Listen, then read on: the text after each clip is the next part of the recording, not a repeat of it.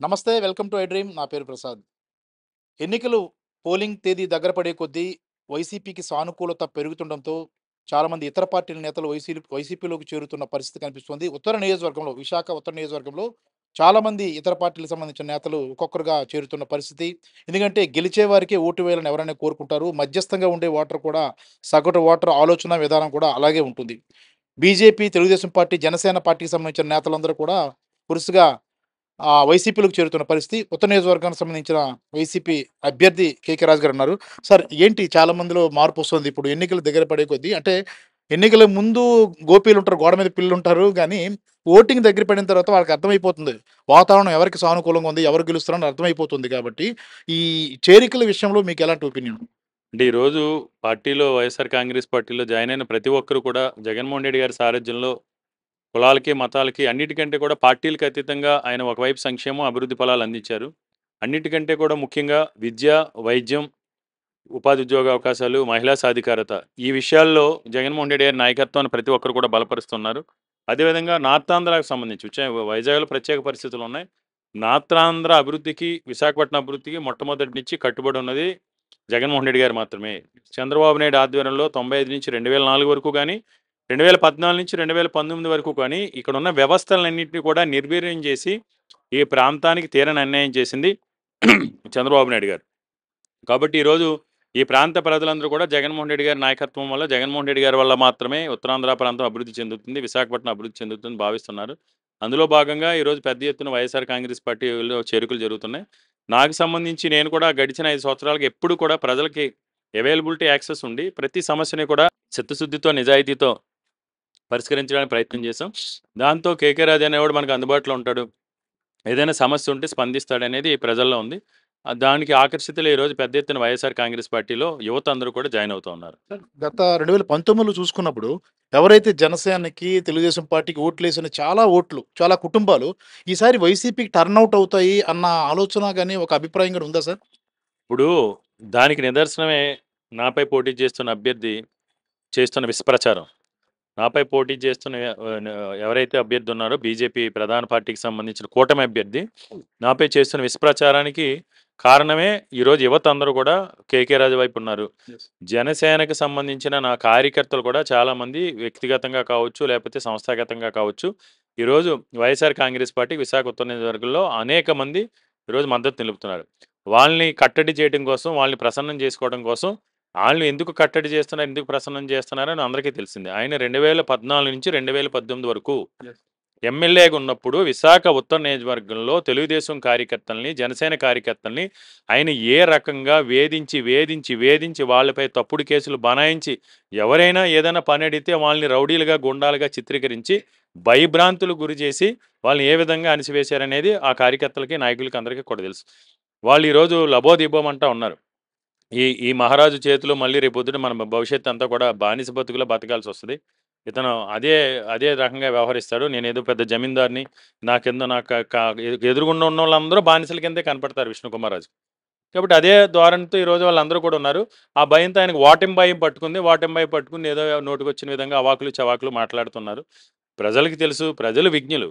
మనం ఎన్ని రకాల విష ప్రయోగాలు చేసినా, విష ప్రచారాలు చేసినా, ఎన్ని దుర్మార్గపు ప్రచారాలు చేసినా, ఎంత దురద నే నే నేలబారు రాజకీయాలు చేసినా ప్రజలకు అన్ని విషయాలు కూడా తెలుసు. అవైలబిలిటీ, యాక్సెస్ తెలుసు. 4 సంవత్సరాలు, 5 సంవత్సరాల కాలంగా ఎవరు అందుబాటులో ఉన్నారనేది. మీరు ఎంత దుష్ప్రచారం చేస్తే, మీరు ఎంత విషం కక్కితే అంతా కేకే రాజు అనేవాడికి అది బలమని నేను అనుకుంటున్నాను. ఎందుకంటే నా నిజాయితీ ఏంటో, నా నిస్వార్థత. ఈ మధ్యనే నేనేదో నార్త్ నియోజకవర్గంలో భూములు ఏదో కబ్జా నేను ఇలా ఛాలెంజ్ చేస్తాను. యెస్. ఎక్కడైనా, ఎక్కడైనా ఒక్క సెంటు భూమి కేకే రాజు అనేవారు మా భూమికి సంబంధించి మా భూమి అమ్మకానికి అడిగాడు, లేకపోతే మా భూమిలోకి చొరబడ్డాడని నిరూపిస్తే రాజకీయాల్లోంచి శాశ్వతంగా తప్పుకుంటాను. అంతే తప్ప ఆడింగ మాటలు, చేతగాని మాటలు మాట్లాడటం కాదు. మీలో దమ్ముంటే, నిజంగా కనుక మీలో నిజాయితీ కనుకుంటే, మీలో నిజాయితీ కనుకుంటే, మీరు మాట్లాడే మాటల్లో సత్యం ఉందని భావిస్తే, మీరు చేసిన ఆరోపణలో విశాఖ ఉత్తర నియోజకవర్గంలో కేకే రాజు ల్యాండ్ కబ్జా చేశారని మీరు మాట్లాడారు. ఒక్క సెంటు భూమి ఎవరి చేతైనా నా భూమిలోకి కనీసం నేను బేరం ఆడానని, కబ్జా కాదు కదా, కొనటానికి వచ్చి అడిగాడని మీరు కనుక నిరూపిస్తే నేను రాజకీయాలని శాశ్వతంగా తప్పుకుంటాను. ఎందుకంటే ఏం చెప్తాం? అంటే మాట్లాడే దాంట్లో ఎక్కడ కూడా సత్యం ఉండదు. అన్ని అబద్ధాలు, అబద్ధాలు, అబద్ధాలు, అబద్ధాలు మాట్లాడే ఇంత దిగజారుడు రాజకీయాలు చేసే రాజకీయ నాయకుడిని నేను నిజంగా ఒక గౌరవం ఉండేది మొన్నటి వరకు కూడా. ఒక ఫ్లోర్ లీడర్‌గా చేశాను. కానీ ఇంత దిగజారు రాజకీయాలు చేస్తాననైతే నేనైతే ఊహించలేదు. నేను ఛాలెంజ్ చేస్తున్నాను ఈరోజు ఎక్కడైనా సరే, ఎక్కడైనా సరే నాకు ఒక సెంటు భూమి విశాఖ ఉత్తర నియోజకవర్గంలో నాకు నా పేరు మీద గాని మీరు నిరూపించండి. నేను వదిలేస్తాను. ఎవరికి కావాలంటే ఆళ్ళకి రాసిస్తాను. అంతే తప్ప ఇలా నోటికొచ్చిన విధంగా చేయడం అంటే గెలవాలంటే 100 మార్గాలుంటాయి. రాజకీయాలు చేయాలంటే 100 మార్గాలుంటాయి. అవి చూసుకోండి. అంతే తప్ప నేలబారు రాజకీయాలు, దిగజారుడు రాజకీయాలు, అన్ని అబద్ధాలు, అసత్యాలు. నోరు విప్పితే అబద్ధం, నోరు విప్పితే అసత్యం. ఈ మరీ నేను ఇంత దిగజారు రాజకీయాలు చేస్తారని అనుకోలేదు. అసలు రాజకీయాల్లో మరి ఏ విధంగా గతంలో ప్రజలు ఆయన్ని మోసారనేది కూడా నాకు ఆశ్చర్యకరంగా ఉంది. ఏదైనా మాట్లాడారు, ఆరోపణ చేశారు. రండి ఆరోపణపై చర్చిద్దాం. నాపై చేసే మీ ప్రతి ఆరోపణకి మీకు ధైర్యం ఉంటే ఎక్కడైనా సరే నేను చర్చించడానికి నేను సిద్ధంగా ఉన్నాను. అంతే తప్ప మాట్లాడితే రౌడీలు అంటారు, లేకపోతే గూండాలు అంటారు. అర్థం పర్థం ఉండాలి. ఇదే విష్ణుకుమార్ రాజు తన కంపెనీలో చాలామంది ఎంప్లాయీస్‌కి ఈఎంఐ కట్టకుండా మోసం చేస్తారనేది ఒకటుంది సార్. అంటే ఇది అంతర్గతంగా బయటికి రాని విషయం. అంటే ఇలాంటి అంశాలు మీరు ఎందుకు తెర మీద తీసుకురాలేకపోతున్నారు? నాకు తెలియని విషయాల గురించి నేను మాట్లాడను. నా దగ్గర ఆధారాలు ఉన్న విషయాల గురించి మాత్రమే నేను మాట్లాడతాను. ఆయిల్లాగా నేను ఏది పడితే అది మాట్లాడి మైక్ దొరికింది కదా అని నోటికొచ్చిన విధంగా మాట్లాడే తత్వం కాదు. నా దగ్గర ఏదో సర్వే నంబర్ 13కి సంబంధించి సమస్య ఉంది. ఆ సమస్య గురించి మాత్రమే నేను మాట్లాడాను. తెలియని విషయాలు చాలా 100 రకాలు వస్తున్నారు ఈయనకి సంబంధించి. కానీ నాకు ఆధారాలు ఉన్నాయి మాత్రమే మాట్లాడతాను. నాపై నాకు సంపూర్ణ విశ్వాసం ఉంది. మా నియోజకవర్గ ప్రజలు 100% నన్ను ఆశీర్వదిస్తారని నమ్మకం నాకుంది. నేను నిజాయితీగా, నిస్వార్థంగా నియోజకవర్గ ప్రజలకు సేవ చేశాను. ఎలాంటి లాభాపేక్ష లేకుండా 5 సంవత్సరాలుగా నియోజకవర్గంలో అందుబాటులో ఉండి, నియోజకవర్గంలో ఈరోజు పెట్టుబడులు కూడా తీసుకొచ్చి ఉపాధి ఉద్యోగ అవకాశాలు కల్పిస్తున్నాం. కేకే రాజా అనేవాడు మా వాడని ప్రజలకు నమ్మకం ఉంది. ఎందుకు నేను తప్పుడు ఆరోపణలు చేయాలి? ఎందుకు నేను అబద్ధపు అసత్యాలు మాట్లాడాల్సిన అవసరం నాకేముంది? ఇప్పుడు వాళ్ళేదో తప్పుడు ఆరోపణలు చేసినంత మాత్రాన ప్రజలు నమ్మేస్తారని ఏమీ లేదు కదా ఈరోజు. నేనేంటో, నా క్యారెక్టర్ ఏంటో, నా కండక్ట్ ఏంటో నాకు తెలుసు. తెలిసినప్పుడు వాళ్ళే చిన్నబుచ్చుకుంటారు. ప్రజలు ఈరోజు చేదరించుకుంటూ ఉన్నారు. ఆయన మాట్లాడిన మాటలు ఆయనకి తెలుసో తెలీదో గానీ ప్రజలు చర్చించుకుంటా ఉన్నారు. ఎందుకు ఈయన ఇలా దిగజారు రాజకీయాలు అంటే దానివల్ల ఏమవుతుంది? ఆళ్ళకే నష్టం జరుగుతుంది. Thank you sir. రైట్. చూసుకుంటాం కదా మొత్తం మీద ఏదైతే వైసీపీలోకి వలసల జోరు పెరుగుతోంది.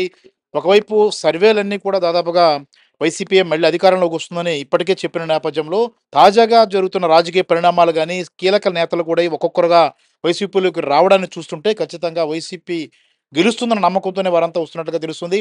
ముఖ్యంగా జనసేన కార్యకర్తలు ఎవరైతే ఈ ఓట్లన్నీ టీడీపీకి టర్నౌట్ అవుతాయని భావించిందో టీడీపీ అదే జనసేన ఓట్లు గానీ, చాలా ఓట్లన్నీ కూడా వైసీపీకి టర్నౌట్ అవుతాయన్న అభిప్రాయం వ్యక్తమవుతుంది. మరోవైపు కేకే రాజుపై చేస్తున్న విష్ణుకుమార్ రాజు చేస్తున్న అసత్య ప్రచారానికి ఆయన తీవ్ర స్థాయిలో దానికి కౌంటర్ ఇచ్చారు. సవాల్ కూడా విసిరారు. ఏదైతే తాను తప్పు చేసినట్టుగా నిరూపిస్తే రాజకీయం నుంచి తప్పుకుంటున్నానని కూడా సవాల్ విసరడం జరుగుతుంది. ఇప్పటికే విష్ణుకుమార్ రాజు ఉత్తర నియోజకవర్గంలో రకరకాల ప్రచారాలు సాగిస్తూ ఇప్పటికే ప్రెస్టేషన్‌లో ఉన్నారన్న ఆ సంకేతాలు, సమాచారం ప్రజల్లోకి వెళ్ళిపోవడంతో ఎలా బయటికి రావాలన్న ఆలోచనతో బీజేపీ వర్గాలు మదన పడుతున్నట్లుగా మనకు అర్థమవుతోంది. కెమెరామెన్ మూర్తితో ప్రసాద్, ఐడ్రీ మీడియా, విశాఖపట్నం.